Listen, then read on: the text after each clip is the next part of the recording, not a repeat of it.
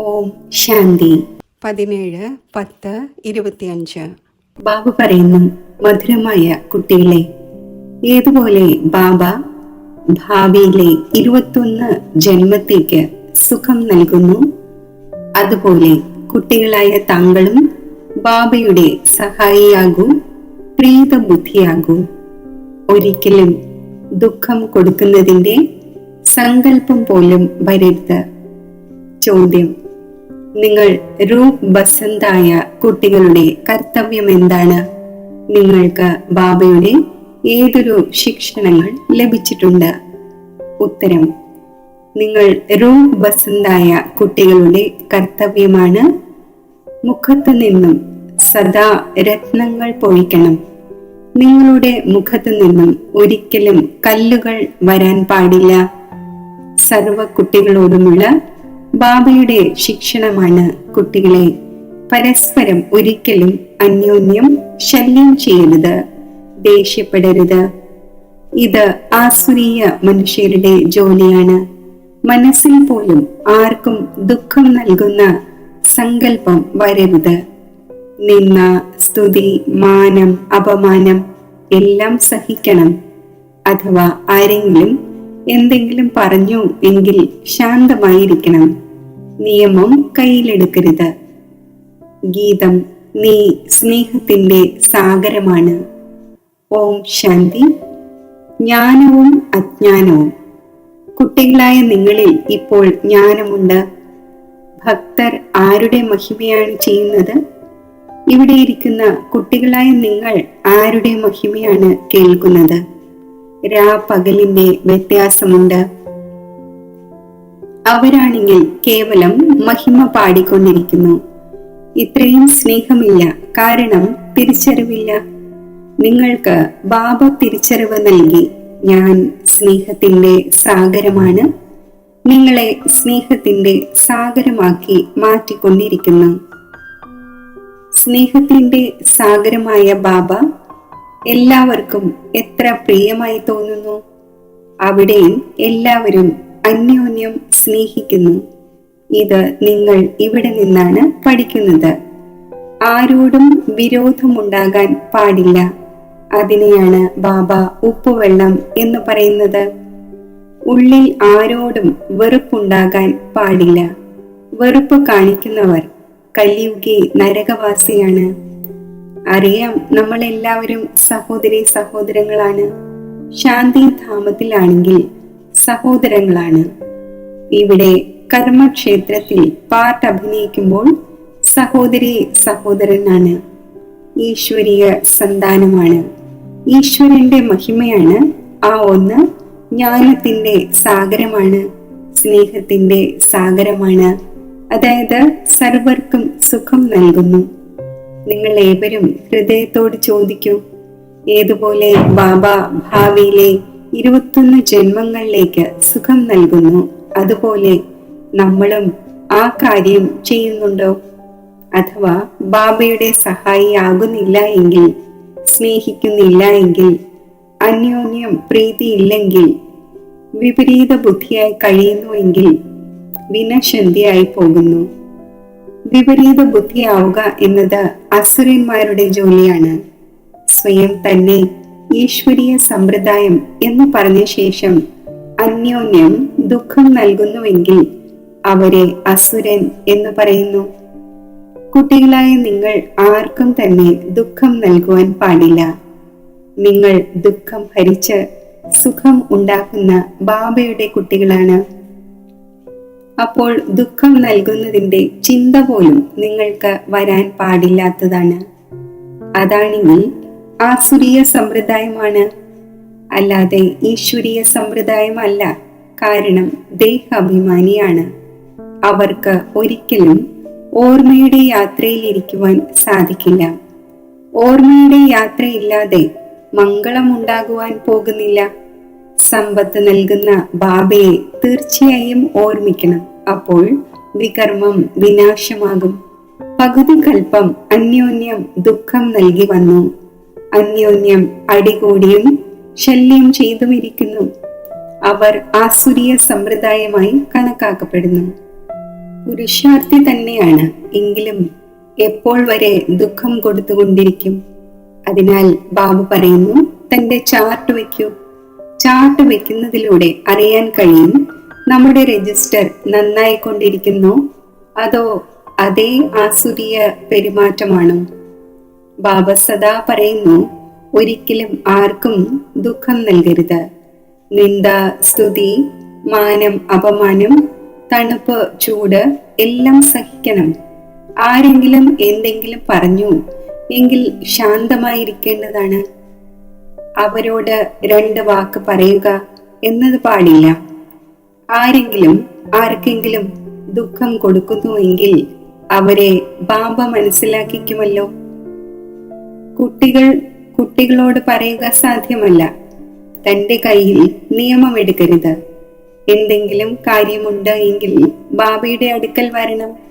ഗവൺമെന്റിന്റെയും നിയമമുണ്ട്, ആരെങ്കിലും അന്യോന്യം അടിക്കുവാൻ പാടില്ല എന്ന്. കംപ്ലൈന്റ് ചെയ്യുവാൻ സാധിക്കും. ലോ എടുക്കുക എന്നത് ഗവൺമെന്റിന്റെ കാര്യമാണ്. നിങ്ങളും ഗവൺമെന്റിന്റെ അടുക്കൽ പോകൂ. നിയമം കയ്യിലെടുക്കരുത്. ഇതാകട്ടെ തന്റെ വീടാണ്.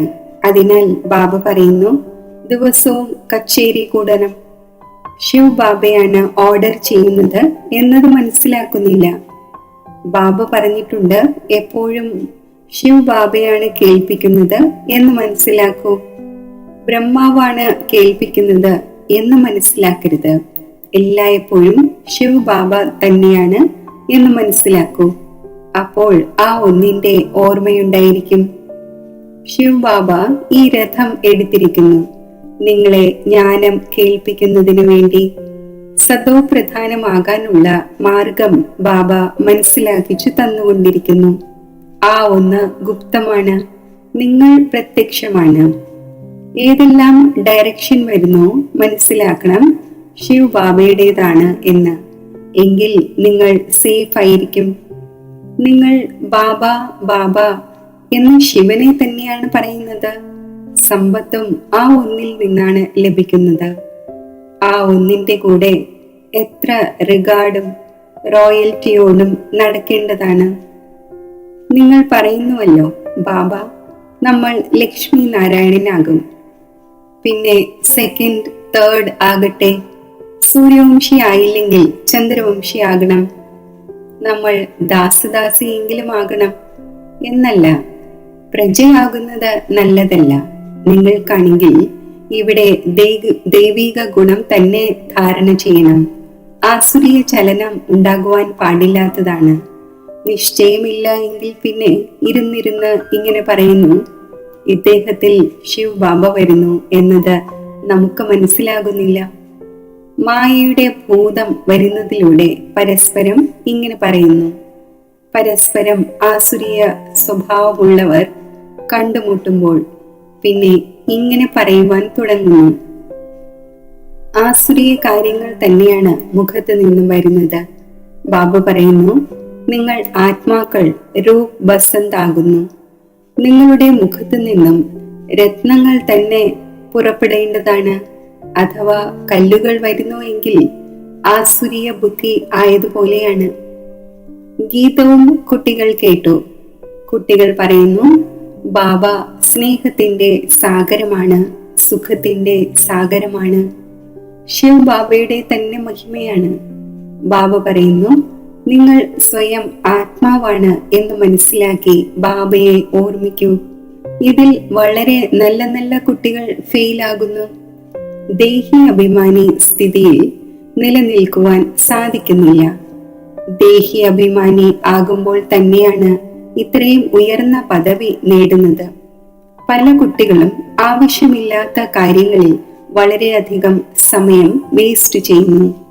ജ്ഞാനത്തിന്റെ കാര്യം തന്നെ ശ്രദ്ധയിൽ വരുന്നില്ല. വീട്ടിലെ ഗംഗയ്ക്ക് മാന്യത കൽപ്പിക്കുന്നില്ല എന്നതും പാടപ്പെടുന്നു. വീട്ടിലെ വസ്തുവിന് ഇത്രയും മാന്യത വയ്ക്കുന്നില്ല. കൃഷ്ണന്റെയും മറ്റും ചിത്രം വീട്ടിലുമുണ്ട്, എങ്കിലും ശ്രീനാഥ് ദ്വാരയിലും മറ്റും ഇത്ര ദൂരെ എന്തുകൊണ്ട് പോകുന്നു? ശിവന്റെ ക്ഷേത്രങ്ങളിലും ഉള്ളത് കല്ലിന്റെ തന്നെ ലിംഗമാണ്. അത് ഉരസി ഉരസി ലിംഗമാകുന്നു. അവയിൽ ചില ചില കല്ലുകളിൽ സ്വർണവും പറ്റിപ്പിടിച്ചുണ്ടായിരിക്കുന്നു. പർവ്വതങ്ങളിൽ നിന്നും കല്ലുകൾ കൊണ്ടുവരുന്നു. സ്വർണത്തിന്റെ കൈലാസ പർവ്വതം എന്ന് പറയുന്നു. സ്വർണം പർവ്വതങ്ങളിൽ നിന്നും വരുന്നുവല്ലോ. അപ്പോൾ കുറച്ചു കുറച്ച് സ്വർണവും പറ്റിപ്പിടിച്ചിരിക്കുന്ന കല്ലുകളുമുണ്ട്. അത് പിന്നെ വളരെ നല്ല നല്ല ഗോളാകൃതിയിലുള്ളതാകുന്നു. അത് വിൽക്കുന്നു. മാർബിളിൻ്റെതും വിശേഷിച്ച് ഉണ്ടാക്കുന്നു. ഇപ്പോൾ ഭക്തിമാർഗത്തിലുള്ളവരോട് നിങ്ങൾ പുറത്ത് ഇത്രയും എന്തിനലയുന്നു എന്ന് പറയുകയാണെങ്കിൽ പിണങ്ങും. ബാബ സ്വയം പറയുന്നു, കുട്ടികളായ നിങ്ങൾ വളരെയധികം ധനം പാഴാക്കി. ഇതും ഡ്രാമയിലെ പാർട്ടാണ്. അതിലൂടെ നിങ്ങൾക്ക് തിക്കും തിരക്കും കൊള്ളേണ്ടി വരുന്നു. ഇത് ജ്ഞാനത്തിന്റെയും ഭക്തിയുടെയും കളിയാണ്. ഇപ്പോൾ കുട്ടികളായ നിങ്ങൾക്ക് മുഴുവൻ അറിവും ലഭിക്കുന്നു. ജ്ഞാനം സുഖത്തിന്റെ മാർഗമാണ്. ജ്ഞാനത്തിലൂടെ സത്യയുഗത്തിന്റെ രാജപദം ലഭിക്കുന്നു. ഈ സമയം രാജാവും റാണിയും പ്രജയും എല്ലാം നരകത്തിന്റെ അധികാരിയാണ്. ആരെങ്കിലും മരിക്കുമ്പോൾ സ്വർഗവാസിയായി എന്ന് പറയുന്നു. ഈ കാര്യങ്ങൾ ഇപ്പോൾ നിങ്ങൾ മനസ്സിലാക്കി. ഇപ്പോൾ നിങ്ങൾ പറയുന്നു, നമ്മൾ സ്വർഗവാസി ആകുന്നതിനു വേണ്ടി സ്വർഗത്തിന്റെ സ്ഥാപന ചെയ്യുന്ന ബാബയുടെ അടുക്കൽ ഇരിക്കുന്നു.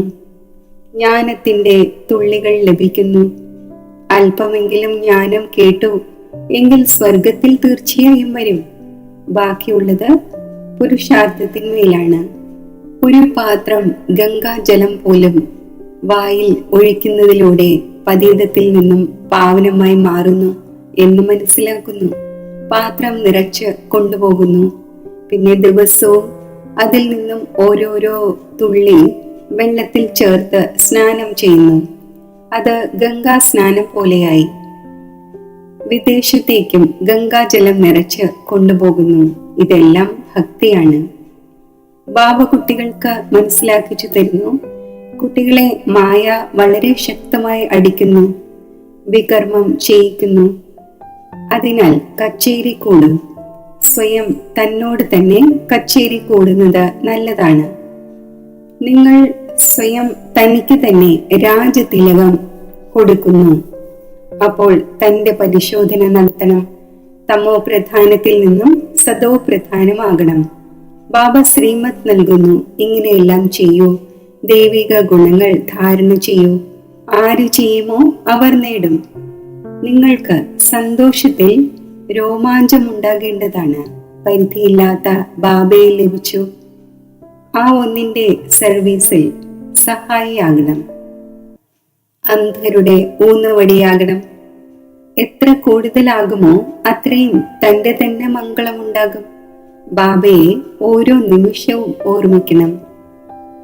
നിഷ്ഠയോടെ ഒരു സ്ഥാനത്ത് ഇരിക്കുന്നതിന്റെ കാര്യമല്ല, നടക്കുമ്പോഴും ചുറ്റി സഞ്ചരിക്കുമ്പോഴും ഓർമ്മിക്കണം. ട്രെയിനിലും നിങ്ങൾക്ക് സർവീസ് ചെയ്യുവാൻ സാധിക്കുന്നു.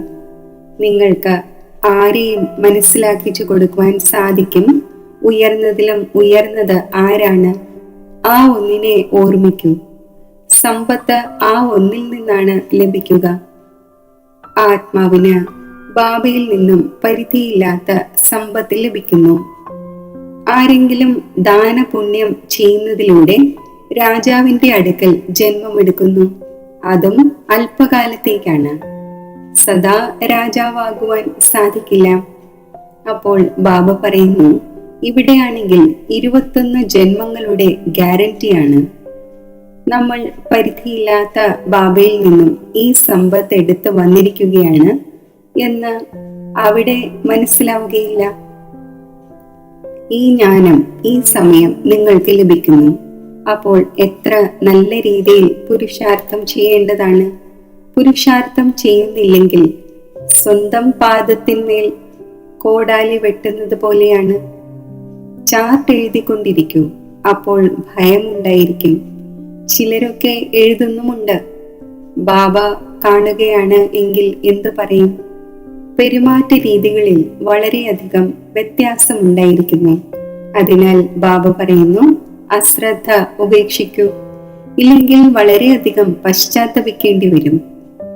പിന്നീട് തന്റെ പുരുഷാർത്ഥത്തിന്റെ സാക്ഷാത്കാരം തീർച്ചയായും ഉണ്ടാകും. പിന്നെ വളരെയധികം കരയേണ്ടി വരും. കൽപ്പകൽപ്പങ്ങളിൽ ഈ സമ്പത്താണോ ലഭിക്കുക? പോയി ദാസദാസിയാകും. മുൻപാണെങ്കിൽ ധ്യാനത്തിൽ പോയി കേൾപ്പിക്കുമായിരുന്നു, ഇന്നയാൾ ദാസിയാണ്, ഇന്നയാൾ ഇന്നതാണ് എന്നെല്ലാം. പിന്നെ ബാബ നിർത്തലാക്കി. അന്തിമത്തിൽ വീണ്ടും കുട്ടികളായ നിങ്ങൾക്ക് സാക്ഷാത്കാരം ഉണ്ടാകും. സാക്ഷാത്കാരമില്ലാതെ ശിക്ഷ എങ്ങനെ ലഭിക്കും? നിയമം തന്നെയില്ല. കുട്ടികൾക്ക് യുക്തികളും വളരെയധികം മനസ്സിലാക്കിച്ചു തരുന്നു. നിങ്ങൾ തന്റെ പതിയോട് പറയൂ. ബാബ പറയുന്നു, കുട്ടികളെ, കാമം മഹാശത്രുവാണ്, ഇതിന്റെ മേൽ ജയം നേടൂ. മായയെ ജയിച്ച് ജഗത് ജീതാകൂ. ഇപ്പോൾ നമ്മൾ സ്വർഗത്തിന്റെ അധികാരിയാകണമോ, അതോ നിങ്ങൾ കാരണം അപവിത്രമായി നരകത്തിലേക്ക് പോകണമോ? വളരെ സ്നേഹത്തോടുകൂടി വിനയത്തോടെ മനസ്സിലാക്കിക്കൂ, എന്നെ എന്തിന് നരകത്തിലേക്ക് തള്ളുന്നു? ഇങ്ങനെ ധാരാളം പെൺകുട്ടികളുണ്ട്. മനസ്സിലാക്കിച്ച് ഒടുവിൽ പതിയെ കൊണ്ടുവരും. പിന്നെ പതി പറയുന്നു, ഇത് എന്റെ ഗുരുവാണ്, ഇയാൾ എനിക്ക് വളരെ നല്ല വഴി പറഞ്ഞു തന്നു. ബാബയുടെ മുന്നിൽ ചരണങ്ങളിൽ വന്ന് വീഴുന്നു. ചിലപ്പോൾ ജയം, ചിലപ്പോൾ തോൽവിയും ഉണ്ടാകുന്നു. അപ്പോൾ കുട്ടികൾക്ക് വളരെ വളരെ മധുരമാകണം. ആര് സർവീസ് ചെയ്യുമോ അവർ പ്രിയപ്പെട്ടതായി തോന്നും. ഭഗവാനാകുന്ന ബാബ വന്നിരിക്കുകയാണ് കുട്ടികളുടെ അടുക്കൽ. ആ ഒന്നിന്റെ ശ്രീമത്തിലൂടെ നടക്കേണ്ടി വരും. ശ്രീമത്ത് അനുസരിച്ച് നടക്കുന്നില്ല എങ്കിൽ കൊടുങ്കാറ്റ് ഏൽക്കുമ്പോൾ വീണു പോകുന്നു. ഇങ്ങനെയുമുണ്ട്. അവർ എന്തിനു കൊള്ളാം? ഈ പഠനം ഏതെങ്കിലും സാധാരണമല്ല. മറ്റെല്ലാ സത്സംഗങ്ങളിലുമാണെങ്കിൽ കർണരസമാണ്. അതിലൂടെ അല്പകാലത്തെ സുഖം ലഭിക്കുന്നു. ഈ ബാബയിലൂടെ ആണെങ്കിൽ 21 ജന്മങ്ങളുടെ സുഖം ലഭിക്കുന്നു. ബാബ സുഖശാന്തിയുടെ സാഗരമാണ്. നമുക്കും ബാബയിൽ നിന്നും സമ്പത്ത് ലഭിക്കണം. സേവനം ചെയ്യുമ്പോൾ ലഭിക്കും. അതിനാൽ ബാഡ്ജ് സദാ ധരിച്ചിട്ടുണ്ടാകണം. നമുക്ക് ഇങ്ങനെ സർവഗുണ സമ്പന്നമാകണം. പരിശോധിക്കണം, നമ്മൾ ആർക്കും ദുഃഖം കൊടുക്കുന്നില്ലല്ലോ, ആസുരീയ പെരുമാറ്റം നടത്തുന്നില്ലല്ലോ. മായ അങ്ങനെയുള്ള കാര്യം ചെയ്യിക്കുന്നു, ചോദിക്കുകയേ വേണ്ട. നല്ല നല്ല വീട്ടിലുള്ളവരും പറയുന്നു, മായ ഈ വികർമ്മം ചെയ്യിച്ചു. ചിലർ സത്യം പറയുന്നു, ചിലർ സത്യം പറയാത്തതിലൂടെ 100 മടങ്ങ് ശിക്ഷ നേടുന്നു. പിന്നെ ആ ശീലം വർദ്ധിച്ചു വരും. ബാബയെ കേൾപ്പിക്കുകയാണ് എങ്കിൽ ബാബ ജാഗ്രത വരുത്തും. ബാബ പറയുന്നു, പാപം ചെയ്തുവെങ്കിൽ രജിസ്റ്ററിൽ എഴുതൂ. പറയുകയും ചെയ്യൂ, എങ്കിൽ നിങ്ങളുടെ പാപം പകുതി ഇല്ലാതാകും. കേൾപ്പിക്കുന്നില്ല, ഒളിപ്പിക്കുകയാണ് എങ്കിൽ പിന്നെ ചെയ്തുകൊണ്ടേയിരിക്കും. ശാപം കിട്ടുന്നു. പറയാതിരിക്കുന്നതിലൂടെ 1 തവണ എന്നതിന് പകരം 100 തവണ ചെയ്തുകൊണ്ടിരിക്കും. ബാബ എത്ര നല്ല നിർദ്ദേശങ്ങൾ നൽകുന്നു. പക്ഷേ ചിലർക്കൊക്കെ ആണെങ്കിൽ അല്പം പോലും പ്രഭാവമുണ്ടാകുന്നില്ല.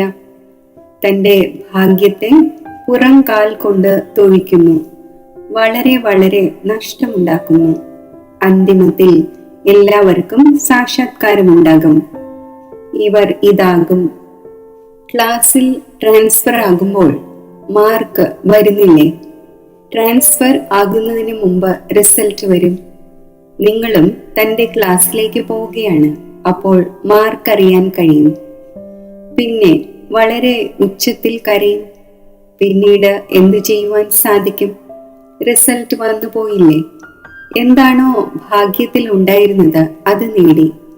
ബാബ എല്ലാ കുട്ടികൾക്കും ജാഗ്രത വരുത്തുന്നു. കർമാതീത അവസ്ഥ ഇപ്പോൾ ഉണ്ടാവുക സാധ്യമല്ല. കർമാതീത അവസ്ഥ ഉണ്ടാവുകയാണെങ്കിൽ പിന്നെ ശരീരം ഉപേക്ഷിക്കേണ്ടി വരും.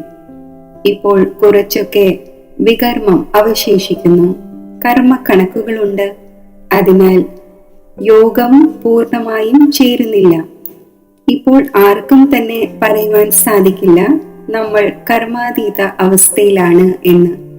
സമീപം വരുന്നതിലൂടെ പിന്നെ വളരെയധികം ലക്ഷണങ്ങൾ കാണപ്പെടും.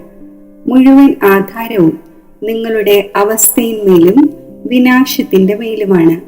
നിങ്ങളുടെ പഠനം പൂർത്തിയാകാറാകുമ്പോൾ പിന്നെ യുദ്ധം ശിരസിന്റെ മേൽ നിൽക്കുകയാണ് എന്ന് കാണും.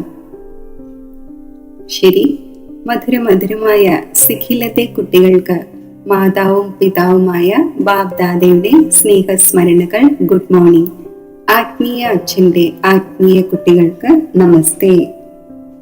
ധാരണയ്ക്കുള്ള മുഖ്യസാരം: മായയ്ക്ക് വശപ്പെട്ട് യാതൊരു ആസുരീയ പെരുമാറ്റവും നടത്തരുത്. തന്റെ പെരുമാറ്റത്തിന്റെ രജിസ്റ്റർ വയ്ക്കണം. പശ്ചാത്തപിക്കേണ്ടി വരും വിധത്തിലുള്ള ഒരു കർമ്മവും ചെയ്യരുത്.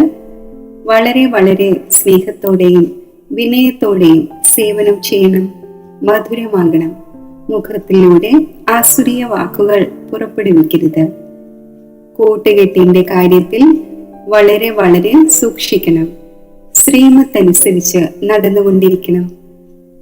വരദാനം: സംഘടിത രൂപത്തിൽ ഏകരസസ്ഥിതിയുടെ അഭ്യാസത്തിലൂടെ വിജയത്തിന്റെ പെരുമ്പറ മുഴക്കുന്ന എവർ റെഡിയായി ഭവിക്കട്ടെ.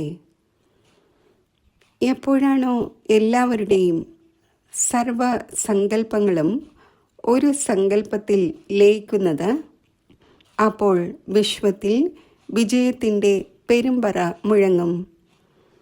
സംഘടിത രൂപത്തിൽ എപ്പോഴാണോ ഒരു സെക്കൻഡിൽ എല്ലാവരും ഏകരസ സ്ഥിതിയിൽ സ്ഥിതി ചെയ്യുന്നത്, അപ്പോൾ എവർ റെഡി എന്ന് പറയും. ഒരു സെക്കൻഡിൽ ഏക മതത്തിൻ്റെയും ഏകരസ സ്ഥിതിയുടെയും ഏക സങ്കല്പത്തിൽ സ്ഥിതി ചെയ്യുന്നതിൻ്റെയും അടയാളമായി തന്നെയാണ് വിരൽ കാണിച്ചിരിക്കുന്നത്. ആ വിരലിലൂടെ കലിയുഗി പർവ്വതം ഉയരുന്നു. അതിനാൽ സംഘടിത രൂപത്തിൽ ഏകരസസ്ഥിതി ഉണ്ടാക്കുന്നതിൻ്റെ അഭ്യാസം ചെയ്യൂ.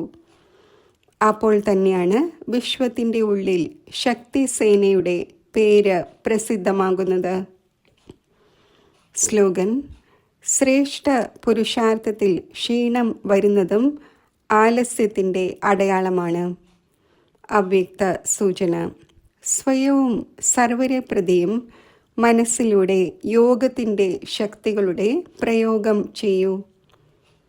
താങ്കൾക്ക് തൻ്റെ ആത്മീയ ദൃഷ്ടിയിലൂടെ തൻ്റെ സങ്കല്പങ്ങളെ സിദ്ധമാക്കുവാൻ സാധിക്കും. ആ അത്ഭുത സിദ്ധികൾ അല്പകാലത്തേക്കാണ്. എന്നാൽ ഓർമ്മയുടെ വിധിയിലൂടെയുള്ള സങ്കല്പങ്ങളുടെയും കർമ്മങ്ങളുടെയും സിദ്ധി അവിനാശിയാണ്. അവർ അത്ഭുത സിദ്ധികൾ യൂസ് ചെയ്യുന്നു. താങ്കൾ ഓർമ്മയുടെ വിധിയിലൂടെ സങ്കല്പങ്ങളിലൂടെയും കർമ്മങ്ങളിലൂടെയും സിദ്ധി പ്രാപ്തമാക്കൂ.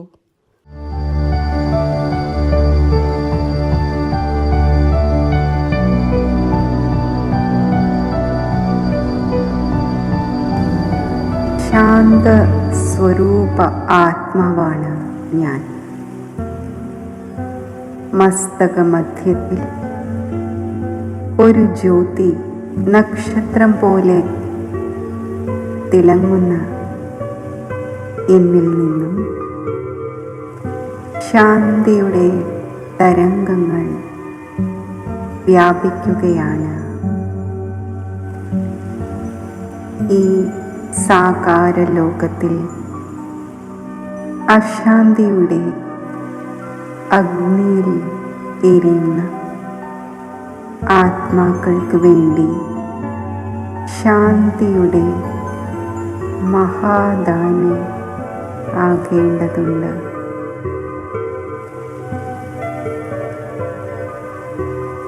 ഈ സങ്കല്പം എന്നെ സ്വാഭാവികമായി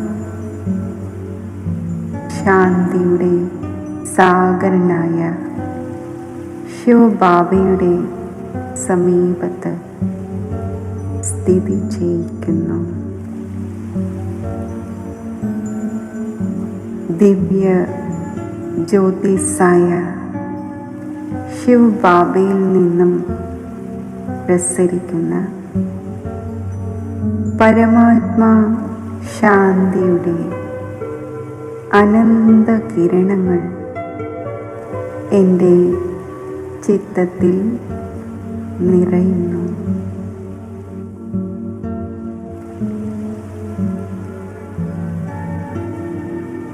ശാന്തിയുടെ ശക്തി എന്നിൽ പൂർണ്ണമായും നിറയുന്നു.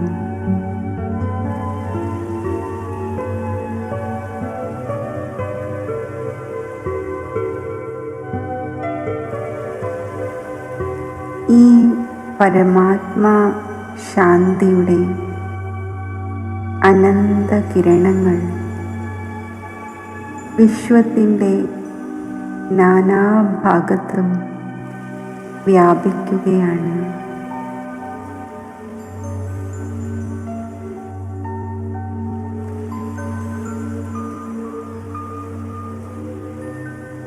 പരമാത്മാ ശാന്തിയുടെ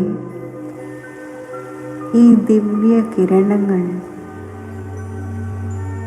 അശാന്തതയുടെ അഗ്നിയിലെരിയുന്ന ആ ആത്മാക്കളുടെ ചിത്തത്തിലെ അഗ്നിയെ അണയ്ക്കട്ടെ.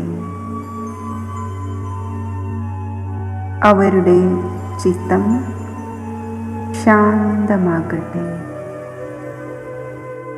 അവർ ശാന്തസ്വരൂപ ആത്മാക്കളായി മാറട്ടെ.